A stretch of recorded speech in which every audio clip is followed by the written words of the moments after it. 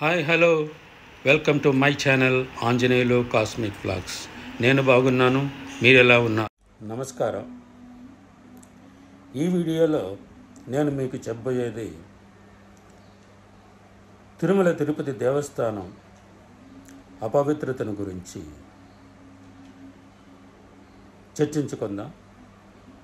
గడిచిన 5 సంవత్సరముల కాలంలో వైసీపీ ప్రభుత్వం తిరుమల దేవస్థానాన్ని ఎంతవరకు అపవిత్రం చేయాలనో అంతవరకు చేసింది.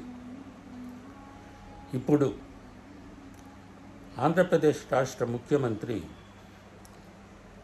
స్వయంగా అతను పత్రికా విలేకరులతో మాట్లాడుతూ తిరుమల లడ్డు ప్రసాదంలో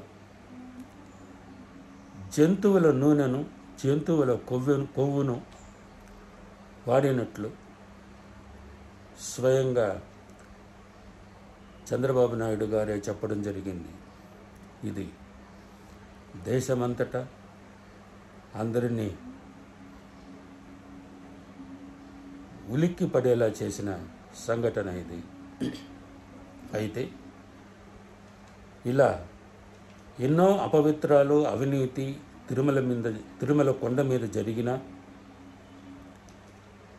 వైసీపీ వాళ్ళ మటుకు మాకు ఎలాంటి సంబంధం లేదు, మేము అలా చేయలేదు, చంద్రబాబు నాయుడికి చిత్తశుద్ధి ఉంటే ఈ మాటలను వెనక్కి తీసుకోవాలి అనేసని మునుపటి చైర్మన్, తిరుమల టీటీడీ చైర్మన్ అయిన వైవి సుబ్బారెడ్డి చెప్పడం జరిగింది. అంతేకాదు అతను హైకోర్టుకి వెళ్ళి దీని మీద ఎవరు మాట్లాడేదానికి లేదు అని ఒక ఆర్డర్ ఇవ్వమని హైకోర్టుకు వెళ్ళడం జరిగింది. ఇంకేమి, హైకోర్టులో మునిపటిలాగానే జత్వానీ కేసులో, అదేవిధంగా శాంతి కేసులో ఎవరు మాట్లాడకూడదు అని తీర్పిచ్చినట్టు దీనిలోనూ తీర్పిస్తారు. నిజాలు బయటికి రావు. ఇది ఆ 7 కొండల వాడే చూసుకోవాలి. గోవింద గోవింద గోవింద.